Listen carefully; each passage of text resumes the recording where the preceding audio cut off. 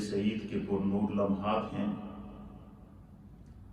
رمضان المبارک کی بابرکت ساعتیں گزاری، اللہ نے اپنے بے شمار انعامات سے نوازا،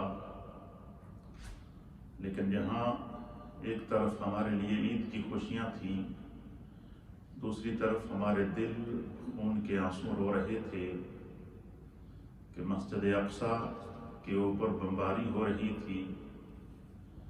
فلسطین کے بے گناہ مسلمانوں کو اس عید کے دوران اور لیلۃ القدر کے دوران اور عید کے دوران، یہ جو 2 یا 3 دن ہیں بیچ کے، ان 3 دنوں میں مسجد اقصی کے اندر 50 کے قریب فلسطینی وہ جو حالت نماز میں تھے، حالت اعتکاف میں تھے یا حالت عبادت میں تھے، ان کو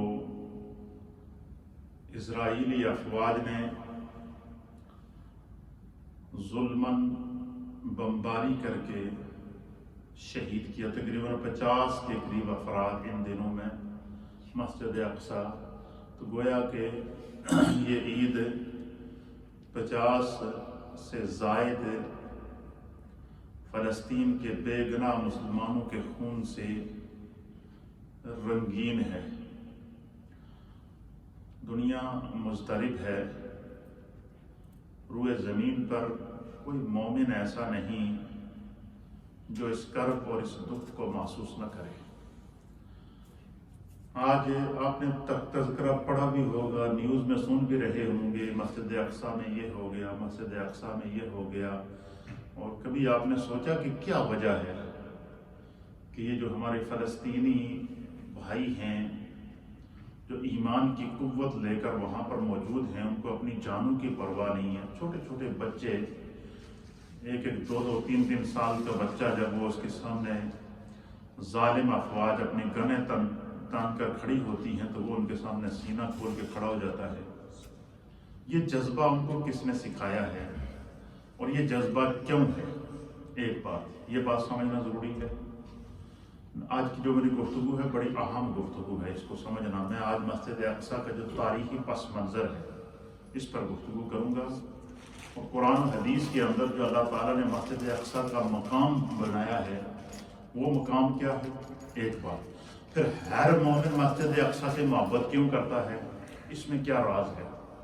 یہ بڑی اہم باتیں ہیں کہ شاید کیونکہ ہمارے یہاں لوگ پڑھتے نہیں ہیں، مطالعہ نہیں کرتے ہیں، اور صرف آج کل تو میڈیا کا دور ہے، تو اس لیے میں چاہ رہا ہوں کہ یہ بات ریکارڈ کے اوپر آ جائے کہ مسجد اقصی کو اللہ تعالیٰ نے ازل سے اہل ایمان کے لیے روحانیت کی ایک اماجگاہ بنا کے رکھا ہے۔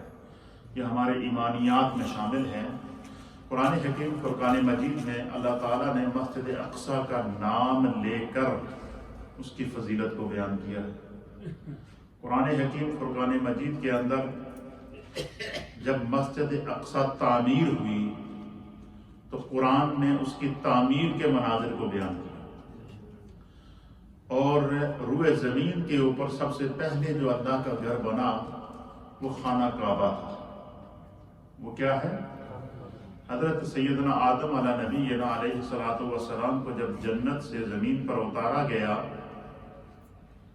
تو حضرت آدم علیہ السلام کہتے ہیں کہ اللہ تعالیٰ نے جب مجھے آسمانوں پہ رکھا، جنت میں رکھا، اپنے قرب میں رکھا، تو حضرت آدم علیہ السلام کہتے ہیں کہ اللہ تعالیٰ نے اپنے عرش کے نیچے مجھے مقام عطا کیا۔ عرش الہی کے نیچے حضرت آدم علیہ السلام کی مسند تھی۔ اچھا، اور عرش الہی کے ساتھ جو نیچے جو جگہ ہے یہ فرشتوں کا قبلہ ہے، جس کو بیت المعمور کہتے ہیں۔ جیسے ہمارا خانہ کعبہ ہے، اس طرح فرشتوں کا جو قبلہ ہے اس کو بیت المعمور کہتے ہیں۔ اور ہر لمحہ جس طرح زمین کے اوپر مسلمان ہر وقت ہر گھڑی خانہ کعبہ کا طواف کرتے ہیں، اس طرح ہر لمحہ ہر گھڑی فرشتے اللہ نے جو پیدا کیے ہیں وہ بیت المعمور کا طواف کرتے ہیں۔ اور بعض روایات کے مطابق اللہ کے پیدا کردہ فرشتوں کی جو تعداد ہے وہ اتنی زیادہ ہے کہ ایک روایت کے مطابق جس فرشتے کو ایک دفعہ بیت المعمور کے طواف کا موقع ملے دوسری مرتبہ نہیں ملتا، یعنی اتنا رش ہے فرشتے کے وہاں۔ اور حضرت سیدنا آدم علیہ السلام کہتے ہیں کہ میرے رب نے مجھ پر یہ کرم کیا تھا کہ جب میں وہاں رہتا تھا تو میں ہر روز بیت المعمور کا طواف کرتا تھا۔ فرشتوں کا جو قبلہ تھا تو اس کا ہر روز طواف کیا کرتا تھا، اور پھر کہتے ہیں کہ اللہ کے عرش کے نیچے بیٹھ کر سیدنا آدم علیہ السلام ابھی زمین پر نہیں آئے ہیں، یہ زمین کے اوپر کے مناظر بیان کرتے ہیں۔ جب وہاں سے نیچے آئے تو 300 سال تک تڑپتے رہے، وہ انوار اپنی آنکھوں کے سامنے دیکھتے تھے۔ اب بتائیں اوپر عرش الہی ہو، نیچے بیت المعمور ہو، وہاں پر نازل ہونے والے انوار خداوند قدوس کے، ان کا کیا عالم ہوگا، اس کو کوئی اندازہ لگا سکتا ہے؟ نہیں لگا سکتا۔ لیکن اللہ کے پیارے نبی حضرت سیدنا آدم علیہ السلام انسان اول، آپ فرماتے ہیں کہ میں بیت المعمور کا طواف کر کے پھر جب تھوڑی تھکاوٹ ہو جاتی تو میں کیا کرتا، اللہ تعالیٰ کے عرش کے نیچے جو میرا مسند تھا اس پر بیٹھ کر بیت المعمور کا دیدار کرتا رہتا، بیت المعمور کو دیکھتا رہتا، فرشتوں کو طواف کرتے ہوئے دیکھتا رہتا۔ پھر جب زمین پر آئے اور آپ کو وہ مناظر یاد آئے تو آپ روتے رہے، 300 سال تک آپ گڑ گڑاتے رہے، ربنا ظلمنا انفسنا وان لم تغفر لنا وترحمنا لنکونن من الخاسرین، یہ دعا مانگتے رہے۔ اور 300 سال کے بعد اللہ تعالیٰ نے آپ کی بارگاہ میں آپ نے نبی پاک کا وسیلہ پیش کیا تو اللہ تعالیٰ نے کہا کہ اے میرے آدم، میں نے تمہاری بھول کو معاف کر دیا۔ اچھا، بھول کو معاف کرنے کے بعد اللہ تعالیٰ کی طرف سے جو سب سے پہلا پیغام آیا، پہلا پیغام تو یہ آیا کہ میں نے تمہاری بھول کو معاف کر دیا، اور دوسرا پیغام یہ آیا کہ میری خاطر، اپنے رب کی خاطر 300 سال تک آنسو بہانے والے میرے بندے، 300 سال سے زائد عرصہ تک گڑ گڑا کر اپنے رب کو منانے والے میرے آدم، میرے بندے، اب تو مانگ، کیا مانگ کر، تو جو مانگے گا تیرا رب تمہیں اسی وقت عطا کرے گا۔ تو حضرت آدم علیہ السلام نے اللہ کی بارگاہ میں دعا کی کہ یا اللہ، یہ تیری مشیت تھی، تیری قدرت تھی، تو نے مجھے پیدا آسمانوں کے اوپر کیا، پھر اپنے قرب میں رکھا، پھر مجھ سے بھول ہوئی، اور پھر مجھے زمین پر بھیج دیا، اور یہ بھی تیری مشیت ہے کہ میری نسل کو تو نے اس زمین کے اوپر چلانا ہے قیامت تک۔ اے اللہ، مجھے وہ جلوے یاد آ رہے ہیں کہ جب تیرے عرش کے نیچے بیٹھتا تھا اور بیت المعمور کا طواف کرتا تھا فرشتوں کے ساتھ، بیت المعمور کو جہاں وہ جب دیکھتا تھا تو اے اللہ، میں یہ چاہتا ہوں کہ جس طرح تو نے فرشتوں کے لیے قبلہ بیت المعمور عطا کیا ہے، اس طرح میری اولاد کے لیے اور انسانیت کے لیے ایک قبلہ زمین پر آسمان سے بیت المعمور سے نازل فرما۔ یہ حضرت آدم علیہ السلام نے توبہ کی قبولیت کے بعد پہلی دعا مانگی۔ اللہ تعالیٰ نے کہا کہ میرے آدم، تیری دعا کو میں قبول کرتا ہوں۔ اللہ تعالیٰ نے حضرت جبریل کے ذریعے فرشتوں کو زمین پر نازل کیا، اور اہل سیر نے لکھا ہے کہ سب سے پہلے زمین کے اوپر جہاں خانہ کعبہ ہے، اسی کے بالکل اوپر بیت المعمور ہے، اور اسی کے اوپر عرش الہی ہے۔ یہ وسط زمین بھی ہے، وسط آسمان بھی ہے۔ یہ جو خانہ کعبہ کی جو نشان ہے، اگر آپ سے کوئی کہے کہ زمین کا سینٹر کہاں پر ہے تو زمین کا سینٹر وہاں پر ہے جہاں خانہ کعبہ ہے۔ اگر آپ سے کوئی کہے کہ ساتوں آسمانوں کا سینٹر کہاں پہ ہے، آپ کہیں گے کہ یہ خانہ کعبہ کی جو چھت ہے نا، اس کے اوپر کا جو ایریا ہے، یہی آسمانوں کا بھی یہی سینٹر ہے۔ پھر اسی طریقے سے صرف یہی نہیں، پھر حضرت جبریل علیہ السلام جنت سے پتھر لے کر آئے خانہ کعبہ کی بنیادیں کے لیے، اور روایات کے مطابق حضرت جبریل نے اپنا پر آ کر خانہ کعبہ کی جہاں دیواریں ہیں نا، یہاں ایک سائڈ پہ پر مارا، اور وہ پر جب مارا تو وہ گہرائی 7 زمینیں نیچے چلی گئی، جس کو سڑی زبان ہی کہتے ہیں۔ جب مکان بناتے تو اس سے پہلے نی کھودتے ہیں، نی کہتے ہیں نا، بنیادیں جس کو کہتے ہیں، پہلے بنیادیں کھودی جاتی ہیں تاکہ زمین نیچے سے مضبوط ہو۔ تو حضرت جبریل علیہ السلام جب خانہ کعبہ اللہ کے حکم سے جب خانہ کعبہ تعمیر کرنے کے لیے آئے تو آپ نے آ کر پہلا پر مارا ایک سائڈ پر، دوسرا پر آگے مارا، تیسرا پر اس سائڈ پہ مارا، چوتھا پر اس سائڈ پہ مارا، چاروں طرف سے زمین گہری ہو گئی، اور ایک اتنی گہری ہوئی کہ یہ روایات کے مطابق 7 زمینیں نیچے چلی گئی۔ کیا ہو گئی؟ 7 زمینیں نیچے تک جب اس کی بنیادیں کھودی گئیں، اور یہ بنیادیں کسی کلاڑی کے ساتھ، کسی جو ہے وہ آلات کے ساتھ یا کسی طریقے کے ساتھ نہیں کھودی گئی، یہ جبریل کے پر لگنے سے بنیادیں کھودی گئی ہیں۔ تو 7 زمینیں جب نیچے گئے تو پھر جبریل علیہ السلام اللہ کے حکم سے فرشتوں نے جنت سے بڑے جنتی پہاڑ لے کر آئے، جنتی پتھر لے کر آئے، اور وہ اتنے بڑے بڑے جنتی پہاڑ تھے کہ پورے کے پورے پہاڑ جو ہے وہ ایک سائڈ پر، دوسری سائڈ پر ایک پہاڑ، ایک سائڈ پر ایک پہاڑ، دوسری سائڈ پر ایک پہاڑ، تیسری سائڈ پر ایک پہاڑ، سامنے والی سائڈ، یعنی ایسٹ، ویسٹ، نارتھ اور ساؤتھ، خانہ کعبہ کی چاروں طرف سے جو ہے وہ 7 زمین نیچے سے لے کر خانہ کعبہ کی اوپر زمین تک جو بنیادیں ہیں یہ سارے جنتی پتھروں کی۔ اچھا، اس کی وجہ یہ ہے کہ علماء نے لکھا ہے کہ پہلی زمین والوں کا قبلہ بھی یہی کعبہ ہے، دوسری زمین والوں کا قبلہ بھی یہی کعبہ ہے، تیسری زمین والوں کا قبلہ بھی یہی کعبہ ہے، چوتھی زمین والوں کا قبلہ بھی یہی کعبہ ہے، 5ویں، 6ٹھی اور 7ویں زمین والوں کا قبلہ بھی یہی کعبہ ہے۔ یہ سارا تاریخی پس منظر میں آگے بیان بھی کر چکا ہوں، آپ کو صرف بتانے کا مقصد ہے کہ روئے زمین پر سب سے پہلی مسجد جو یہ مسجد حرام ہے، یہ خانہ کعبہ ہے، جسے اللہ تعالیٰ نے جبریل علیہ السلام اور فرشتوں کے ذریعے اس کی پہلی تعمیر کی۔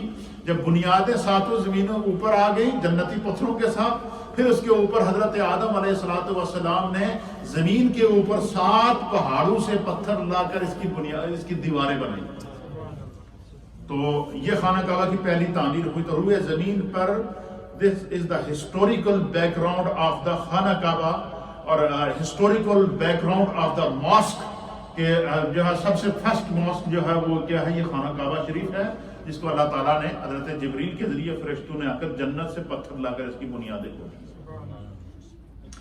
پھر مختلف انبیاء آتے رہے، اور پھر حضرت آدم علیہ السلام نے سب سے پہلے جو ہے وہ آپ فرشتوں کو دیکھتے تھے طواف کرتے ہوئے تھے، جس طرح فرشتے بیت المعمور کا طواف کرتے تھے، اس طرح حضرت آدم علیہ السلام نے سب سے پہلا طواف جو ہے وہ خانہ کعبہ کا حضرت حوا کو ساتھ لے کر اور حضرت جبریل کے ساتھ فرشتوں کے ساتھ پہلا طواف کیا۔ پھر یہ چلتا رہا، سلسلہ چلتا رہا، حتیٰ کہ حضرت آدم علیہ السلام کی اولاد میں سے اللہ تعالیٰ نے ایک نبی پیدا کیے جن کا نام تھا حضرت سیدنا سلیمان علیہ السلام۔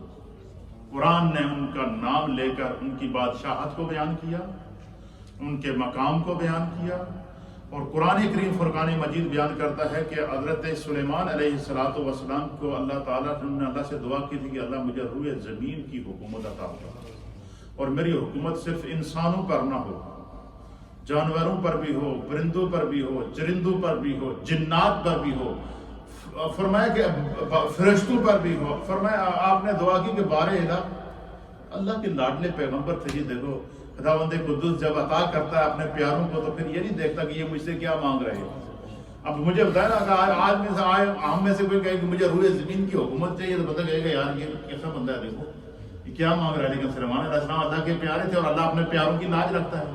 آپ نے دعا کی کہ اللہ میں چاہتا ہوں کہ تو مجھے روئے زمین کی حکومت عطا فرما، اور تیری جتنی مخلوق ہے ان تمام مخلوقات پر مجھے حاکم بنا، اور میں اس زمین کے اوپر انصاف قائم کروں۔ میں کیا کروں؟ اس زمین کے اوپر انصاف قائم کروں، عدل قائم کروں۔ تو حضرت سیدنا سلیمان علیہ السلام کی اللہ تعالیٰ نے کیا کی، دعا کو قبول کیا، اور اللہ تعالیٰ نے حضرت سلیمان علیہ السلام کی جب دعا کو قبول کیا تو اللہ تعالیٰ نے ان کو تمام چیزوں پر حکومت عطا کی۔ جانوروں کی بولی سمجھتے تھے، جانوروں سے باتیں کرتے تھے، جنات کا اپنے تابع رکھا تھا، جنات سے باتیں کرتے تھے۔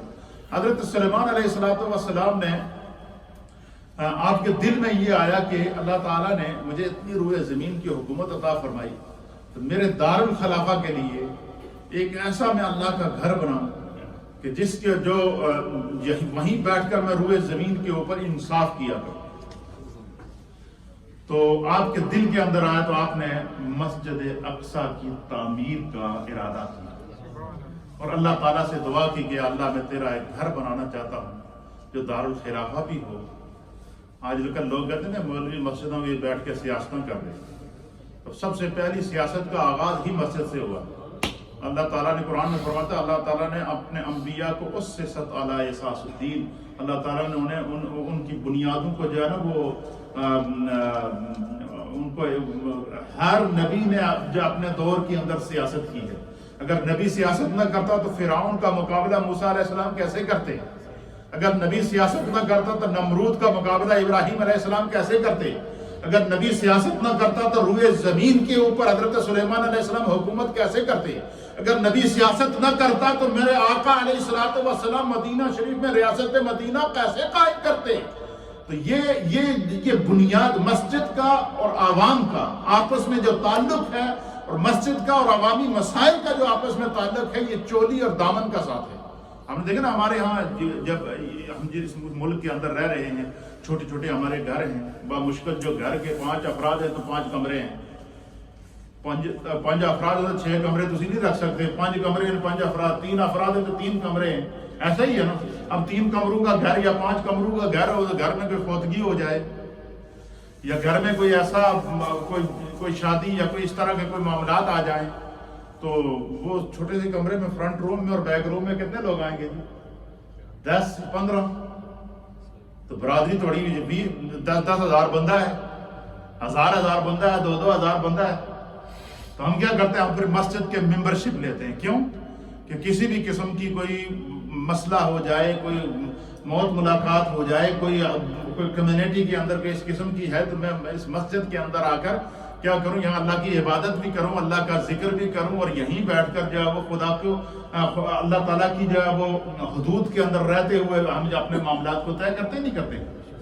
یہ اللہ تعالیٰ کا کرم ہے۔ یہ مسجد اصل میں ہر جو وہ نبی کا جو دارالحکومت رہا، جیسے پاکستان کا دارالحکومت اسلام آباد ہے، ہمارا انگلینڈ کا دارالحکومت لندن ہے، اسی طریقے دارالخلافہ جس کو کہتے ہیں، ہر ملک کا ایک دارالخلافہ ہے، اس لیے ہر نبی کی حکومت کا دارالخلافہ اس دور کی مسجد رہا ہے، وہ مسجد کے اندر بیٹھ رہے ہیں۔ اور سیدنا فاروق نبی پاک صلی اللہ علیہ وسلم نے ریاست مدینہ قائم کی، اللہ کے حبیب علیہ السلام نے مسجد نبوی شریف کو دارالخلافہ بنایا، سیدنا صدیق اکبر کا دور آیا، آپ نے مسجد نبوی شریف کو دارالخلافہ بنایا، فاروق اعظم کا دور آیا، آپ نے مسجد نبوی شریف کو دارالخلافہ بنایا۔ تو یہ ایک پوری ہسٹری ہے جس کو جاننا آج کی جنریشن کو ضروری ہے۔ یہ ہمارے بچوں کو کیا بزرگوں کو بھی پتہ نہیں ہے اس چیز کا، بہت لوگ اس ہسٹری سے کم واقف ہیں۔ تو حضرت سلیمان علیہ السلام نے سب سے پہلے مسجد بنائی تو آپ کے تابع جنات ہوتے تھے، جنات پر بھی آپ کی حکومت تھی۔ آپ نے روئے زمین دے سارے بڑے بڑے جن کٹھے کیے اور ان سے کہا جی کہ میں ایک ایسی مسجد بنانا چاہتا ہوں کہ جس کی بنیادیں قیامت تک قائم ہیں۔ کیا اپنے جنات سے اور اپنے وزراء سے مشاورت کی کہ میں ایک ایسی مسجد بنانا چاہتا ہوں کہ جس کی بنیادیں قیامت تک قائم رہیں؟ تو جنات سے مشورے کیے گئے، مختلف قسم کی جنات کی، یہ جو جنات ہوتے ہیں نا ان کی مختلف علاقوں کے اندر حکومت ہوتی ہے علاقے، جیسے ہم زمیندار لوگ ہیں، کسی دی زمین پنجاب دے کسی حصے وچ ہے، کسی دی سندھ دے کسی حصے وچ ہے، کسی دی کشمیر دے کسی حصے وچ ہے، ہر جگہ ہماری زمینیں ہیں یا نہیں؟ اسی طرح یہ جو مخلوق جتنے انسان ہیں اس سے کئی گنا زیادہ جن ہیں۔ یہ جن کہاں پھیلے ہوئے ہیں؟ یہ جنگلوں، ویرانوں اور نالوں کے اندر اللہ تعالیٰ نے ان کو جو ہے وہ یہ جائیداد الاٹ کی ہوئی ہے۔ اسی طریقے سے جب آپ مدینہ شریف کے اندر جائیں زیارات کرنے کے لیے جائیں تو وہاں ایک جگہ ہے جس کا نام ہے وادی جن۔ کیا ہے؟ وادی جن۔ اس کو اس لیے کہتے ہیں کہ نبی اکرم صلی اللہ تعالیٰ علیہ وسلم جس طرح اہل ایمان کو تبلیغ کرتے تھے، اس طرح حضور علیہ السلام ہفتے میں ایک دن اس وادی میں جا کر جنات کو تعلیم دیا کرتے تھے، جنات کی تبلیغ کیا کرتے تھے۔ تو آپ نے وادی جن کے اندر سارے جنات جمع ہوتے تھے، تو حضور اور بعض جنات جو ہوتے ہیں سرکش بھی ہوتے تھے، لوگوں کو تکلیف پہنچاتے تھے۔ تو نبی اکرم صلی اللہ تعالیٰ علیہ وسلم نے وہ جو وادی جن ہے آپ نے دیکھا ہوگا، اس کے چاروں طرف جو لوگ مدینہ شریف گئے، میں گیا ہوں، میں نے پورا اس کے اوپر میں ڈاکومنٹری بنائی ہے، میرا جو پروگرام ہے سیر و فیضان اس کے تحت میں نے ایک پوری ڈاکومنٹری بنائی ہے۔ وہ جو وادی جن ہے اس کے چاروں طرف انہوں نے دیوار کھینچی ہوئی ہے، وہ لگائے ہوئے ہیں، سائن لگائے ہوئے ہیں، پلر بنائے ہوئے ہیں۔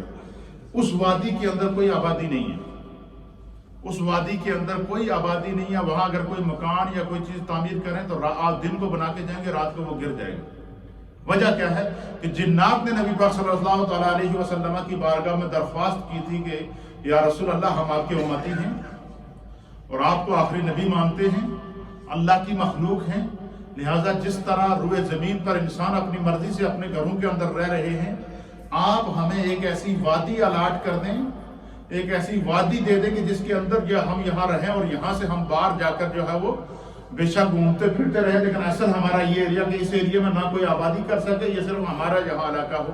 تو وادی جن کے بارے میں مشہور ہے کہ سرکار دو عالم صلی اللہ علیہ وسلم نے وہ وادی جنات کو الاٹ کی تھی۔ حضرت سلیمان علیہ السلام نے جنات کے ذریعے مسجد اقصیٰ کی تعمیر کرا اور کئی سال لگے اس کی تعمیر کرنے میں، حتیٰ کہ یہ مسجد اقصیٰ جب تعمیر ہوئی تو حضرت سلیمان علیہ السلام عصا کی ٹیک لگا کر کھڑے تھے اور وہیں آپ کی کھڑے کھڑے روح قبض ہو گئی، آپ کئی سال تک آپ کی روح قبض رہی اور آپ کھڑے رہے اور جنات کو پتہ نہیں رہا۔ جنات اتنی اطاعت گزار تھے کہ وہ سر اٹھا کر ان کی طرف دیکھ نہیں سکتے تھے، بس انہوں نے حکم دیا کہ مسجد بنانی ہے، اس طرح کی بنانی ہے، ان کے سامنے پورا نقشہ پیش کر دیا تو یہ مسجد تعمیر ہوئی۔ اور پھر مسجد جب تعمیر ہوئی تو حضرت سلیمان علیہ السلام نے اللہ سے تین دعائیں کی، اور پہلی دعا یہ کی کہ یا اللہ اس مسجد کے اندر مجھے قیامت تک کے لیے انصاف قائم کرنے کی توفیق عطا فرما، اور دوسری دعا یہ کی کہ یا اللہ روئے زمین کی مجھے حکومت عطا فرما تاکہ یہیں سے بیٹھ کے میں لوگوں کے فیصلے کروں اور دنیا کے ہر مخلوق کو انصاف دوں۔ اور اسی طریقے سے تیسری دعا کی نبی اکرم صلی اللہ علیہ وسلم نے فرمایا کہ اللہ تعالیٰ نے سلمان علیہ السلام کی ان دعاؤں کو قبول کیا۔ ایک دفعہ مدینہ طیبہ میں ایک سرکش جن نے نبی پاک صلی اللہ علیہ وسلم پر حملہ کر دیا، اللہ کے نبی پر کیا کر دیا؟ حملہ کر دیا۔ حدیث کے اندر آتا سرکار نے اس جن کو پکڑا، پکڑنے کے بعد اس کو قابو کیا، قابو کرنے کے بعد حضور نے اس کو مسجد نبوی کے پلر کے ساتھ باندھ دیا، اور باندھ دیا تو سرکار دو عالم صلی اللہ علیہ وسلم نے رات ساری اس کے باندھا رکھا، اور جب تہجد کے لیے حضور علیہ السلام آئے نا تو اس جن نے معافی مانگی اور اس نے کہا کہ یا رسول اللہ مجھ سے بہت بڑی غلطی ہو گئی ہے، آپ رحمت للعالمین ہیں، آپ مجھے معاف کریں۔ حضور علیہ السلام نے اس کو معاف کر کے اس کو کھول دیا اور وہ چلا گیا۔ سرکار نے فرمایا کہ مجھے اگر اپنے بھائی، حضور نے کیا فرمایا؟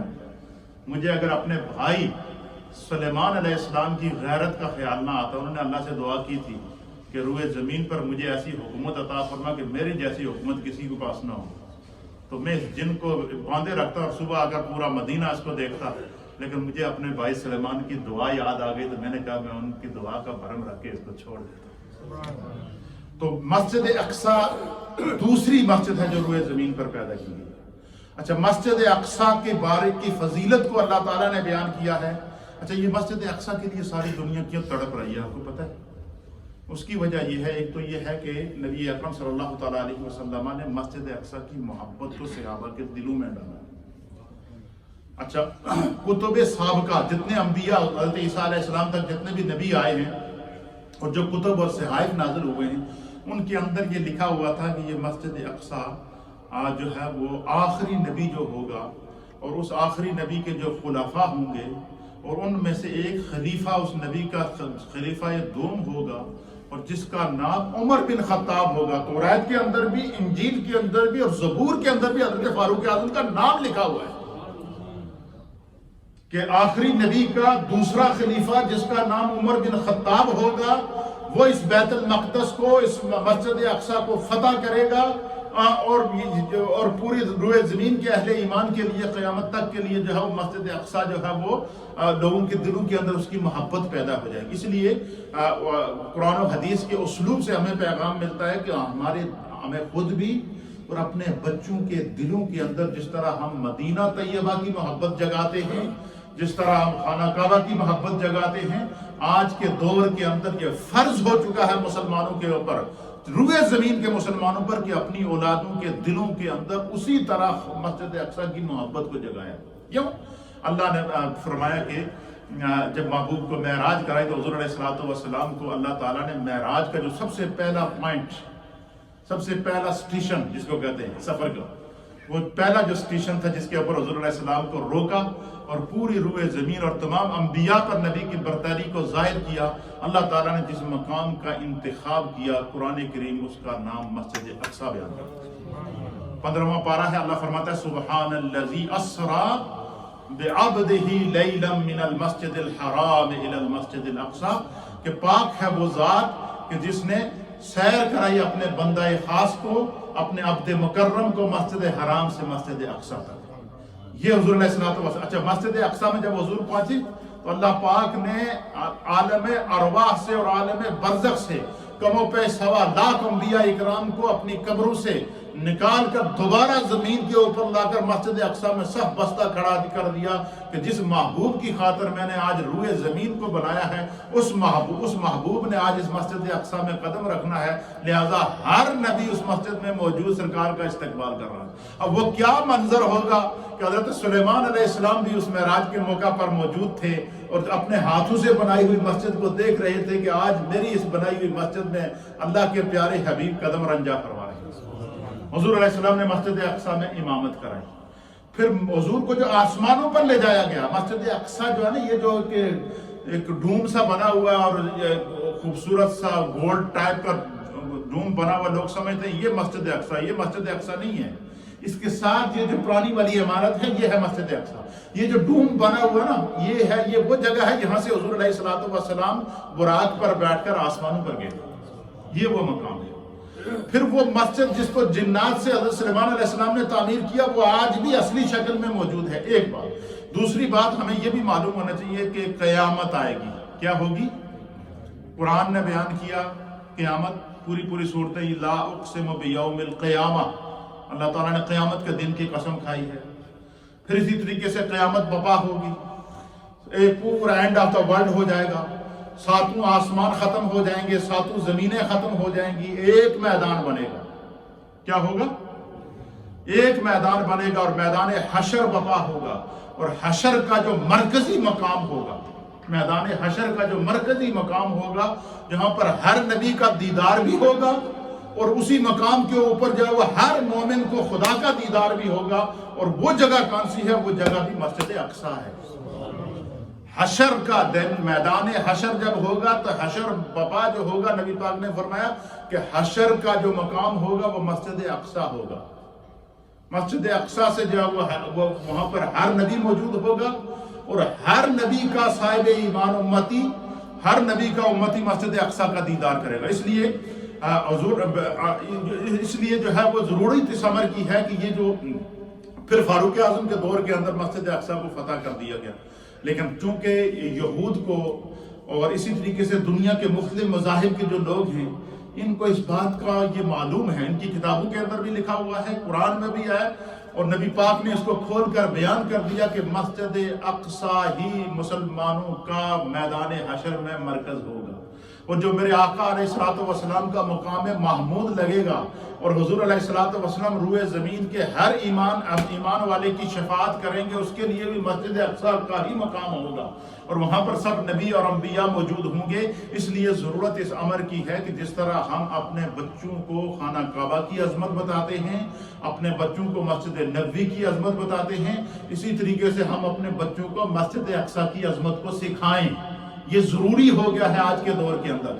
ये जो मस्जिद अक़सा में छोटे छोटे 6-6 महीने के फ़लस्तीनी बच्चे अपनी जानों का नजराना पेश कर रहे हैं, हर उम्र का शख्स अपनी जान का नजराना पेश कर रहा है। इस रमजान में 27वीं शब और ईद को 50 के करीब फ़लस्तीनियों ने अपने खून से मस्जिद अक़सा की हुर्मत की हिफाजत की है।